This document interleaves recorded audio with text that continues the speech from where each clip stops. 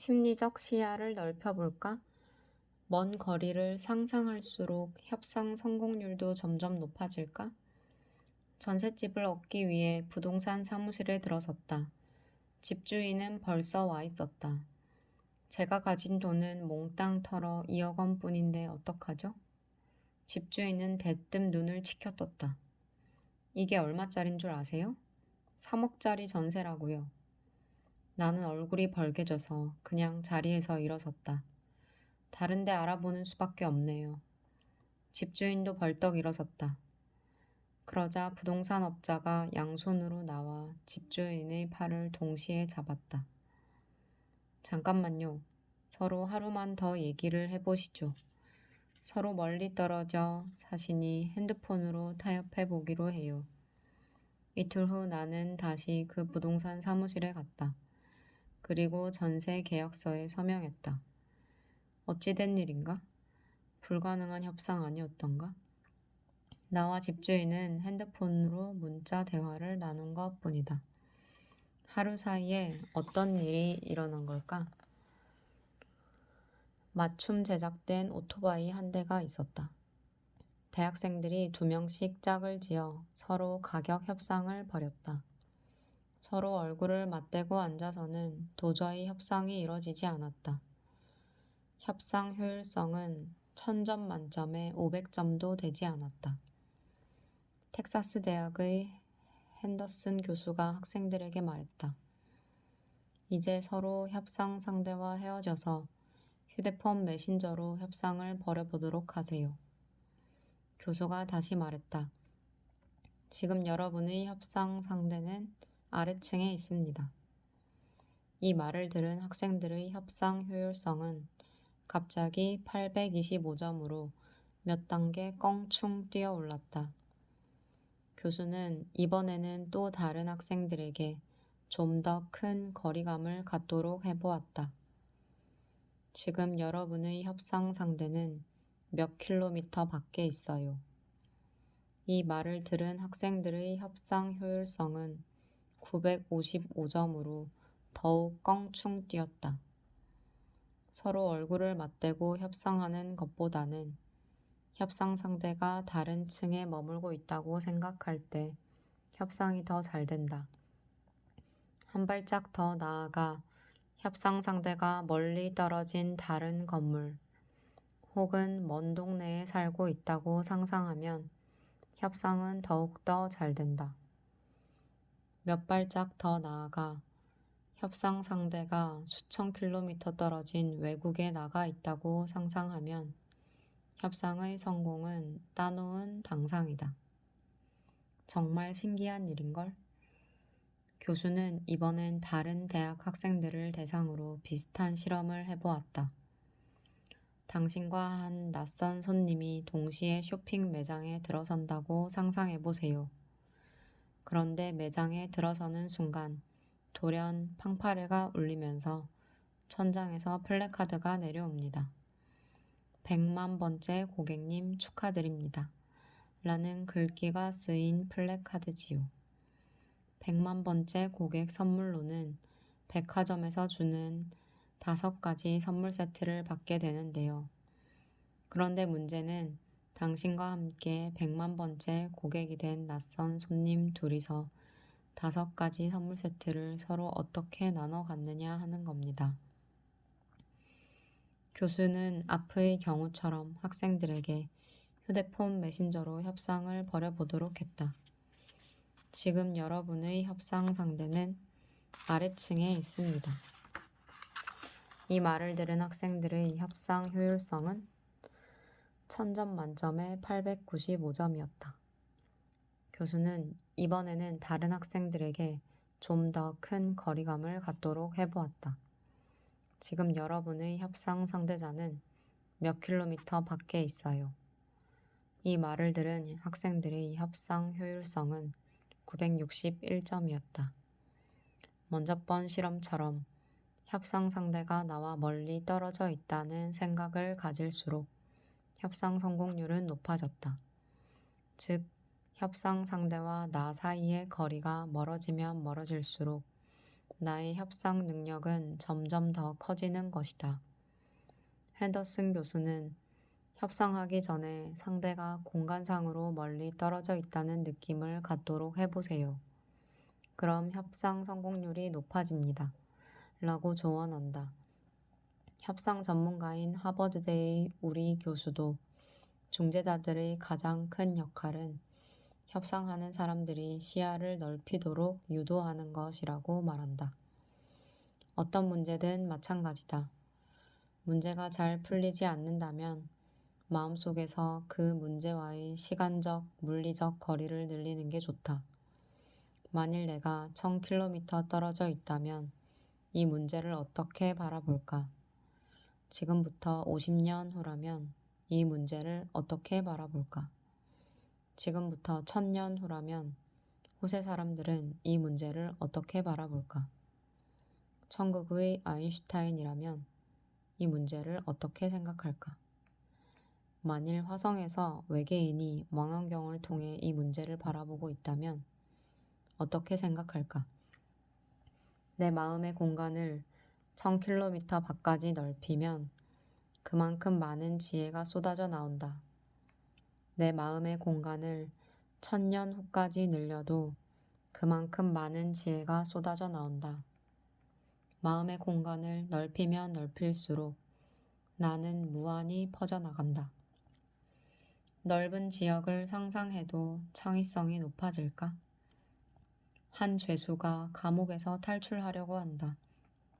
그는 감방에서 밧줄을 발견했다. 하지만 밧줄의 길이가 너무 짧다. 지상에 안전하게 뛰어내리기 위한 길이의 절반밖에 되지 않는다. 그는 밧줄을 둘로 나누었다. 그리고 두 부분을 서로 묶어서 탈출했다. 그는 어떻게 한 걸까? 창의성 시험에 흔히 쓰이는 수수께끼다. 이 수수께끼를 풀 때 넓은 공간을 상상하면 어떨까? 그럼 더 잘 풀릴까? 나는 맨 처음 이 수수께끼를 서울의 한 대학 강의실에서 내주며 이렇게 말해보았다. 이 수수께끼는 이 대학 연구실에서 만들어진 겁니다. 얼마나 많은 학생들이 이 수수께끼를 풀었을까? 학생들의 50%가 풀었다. 얼마 후 나는 다른 대학 강의실에서 똑같은 수수께끼를 내주었다. 이번에는 공간을 좀 더 넓혀 보았다. 이 수수께끼는 미국의 한 대학 연구실에서 만들어진 겁니다. 얼마나 많은 학생들이 이 수수께끼를 풀었을까? 학생들의 70%가 풀었다. 또 며칠 후 나는 또 다른 대학 강의실에서 똑같은 수수께끼를 내주었다. 이번에는 공간을 더욱 크게 넓혀 보았다. 이 수수께끼는 미국, 러시아, 브라질 연구실에서 동시에 만들어진 겁니다. 얼마나 많은 학생들이 이 수수께끼를 풀었을까? 학생들의 90%가 풀었다. 이런 결과가 실제로 가능할까? 사실 이것은 인디아나 대학의 심리학자 릴르 지아 교수가 행했던 실험이다. 그는 두 그룹의 인디애나대 학생들에게 위와 똑같은 수수께끼를 내주며 다음과 같은 말을 덧붙여 보았다. A 그룹에게 이 수수께끼는 인디애나의 한 건물에서 만들어진 겁니다.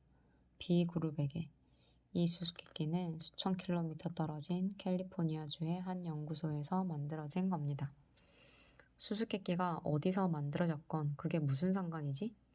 학생들은 수수께끼를 풀며 이렇게 생각했다. 하지만 어떤 말을 들었느냐에 따라 대답도 달라졌다. A그룹, 잘 몰라요. B그룹, 밧줄을 두 갈래로 길게 푼 뒤 양 끝을 서로 묶어서 이으면 돼요. 수수께끼가 캘리포니아주의 연구소에서 만들어진 것이라는 말을 들은 학생들이 훨씬 더 많이 답을 찾았다. 이들은 머리가 더 좋았을까? 아니다. 더 넓은 공간으로 시야를 더 넓힌 것뿐이다. 인디애나주에 사는 대학생들이 같은 인디애나주에서 만들어진 수수께끼라는 말을 들으면 마음의 공간이 넓어지지 않는다. 하지만 수천 킬로미터 떨어진 캘리포니아주의 연구소에서 만들어진 수수께끼라는 말을 들으면 마음의 공간이 크게 넓어진다. 그러면서 창의성도 저절로 높아진다. 그럼 예컨대 서울의 심각한 교통난을 해소하려면 어떻게 해야 할까? 지하 교수는 이렇게 조언한다. 만일 내가 별나라에서 산다면 이 문제를 어떻게 볼까? 만일 내가 고대 마야 왕국에서 살다가 시간여행 중이라면 이 문제를 어떻게 풀까? 만일 내가 고대 그리스의 조각가였다면 이 문제를 어떻게 볼까?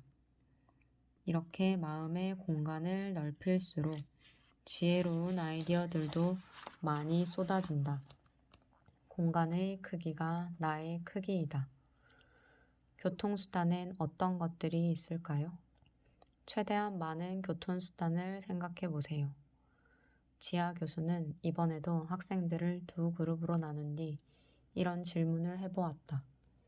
질문 뒤엔 다음과 같은 말을 각각 덧붙였다. A그룹에게. 이 질문은 인디애나주에 사는 인디애나 대학생들이 생각해낸 거예요. B그룹에게.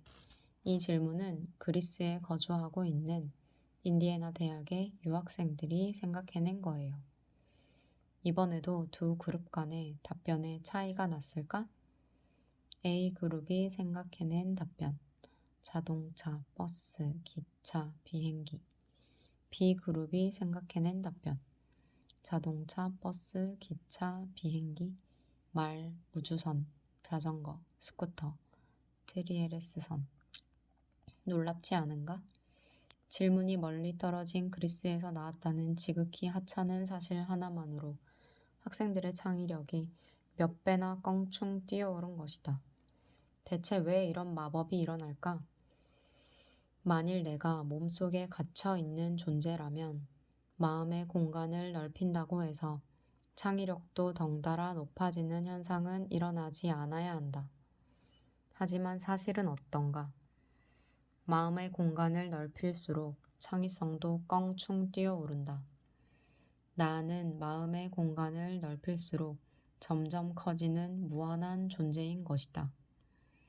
해리포터 시리즈를 써서 세계 최고의 부자 작가가 된 영국의 조앤 롤링은 달리는 기차 안에서 아이디어를 얻었다고 밝혔다. 세계적인 이론 물리학자 프리먼 다이슨은 오랫동안 아무도 풀지 못했던 양자 물리학 문제에 대한 영감이 버스를 타고 가던 중 갑자기 떠올랐다고 말했다. 해밍웨이는 쿠바에 살면서 명작을 썼고 고갱은 남태평양의 타히티 섬에서 명화를 그렸다. 마크 트웨이는 생애 최초의 베스트셀러를 배를 타고 가면서 썼다. 이들의 공통점은 자신의 집을 벗어나 멀리 떨어진 곳을 여행하면서 혹은 먼 이국 땅에서 영감을 얻었다는 것이다. 마음의 공간을 넓힐수록 영감을 얻기가 쉬워진다는 얘기다. 그렇다면 마음의 공간을 넓힐수록 마음 씀씀이도 커질까? 미국 중서부에 거센 회오리 바람이 몰아쳐 순식간에 수만 명의 주민들이 집을 잃었다. 한 자선단체 직원이 고민에 잠겼다. 어떻게 하면 많은 사람들의 마음을 움직여 이재민들을 돕게 할 수 있을까? 그는 두 가지 동영상을 만들어 두 그룹의 미국인들에게 보여줘 봤다. A그룹. 미국인들이 미국 이재민들을 돕는 동영상을 봤다. B그룹. 중국인들이 터키 이재민들을 돕는 영상을 봤다. 어느 그룹이 미국인들이 이재민들을 돕겠다고 선뜻 나섰을까? 놀랍게도 B그룹 미국인들이 A그룹보다 60%나 더 많았다. 이 실험을 주도한 텍사스대 심리학자 핸더슨 교수는 이렇게 말한다. 사람들은 자국 사람들이 자국 사람들을 돕는 장면엔 크게 감동을 받지 않아요. 하지만 외국인들이 국경을 넘어 먼 나라의 이재민들을 돕는 장면을 보면 마음이 크게 움직이게 되죠. 그는 대학생들을 대상으로 비슷한 실험을 여러 차례 행한 바 있다. 매번 똑같은 결과가 나왔다. 중국인들이 중국인들을 돕는 장면이나 미국인들이 미국인들을 돕는 장면을 보여주면 별다른 반응이 없었다. 반면 중국인들이 아프리카 난민을 돕거나 미국인들이 중국인들을 돕는 장면 등을 보여주면 나도 돕겠다는 호응도가 부쩍 높아졌다. 이런 마법이 일어나는 이유는 한국인들이 한국인들을 돕는 장면을 볼 때 마음의 공간은 얼마나 넓어질까? 크게 넓어지지 않는다. 한국 내에서 일어나는 일이기 때문이다. 반면 중국인이 국경을 넘어 터키의 이재민들을 돕는 장면을 보면 마음의 공간이 크게 넓어진다.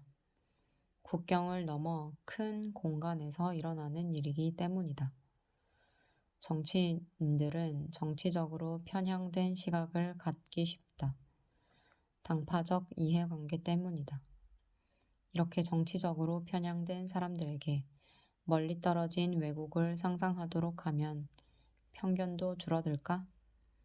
매사추세츠대의 그로스만 교수는 이렇게 말해보았다. 나는 아이슬란드에 살고 있다고 상상해 보세요. 그런 다음 질문을 해보았다. 진보도 보수도 아닌 초당적 기구에 가입할 의향이 있나요? 많은 사람들이 가입할 의향이 있다고 대답했다.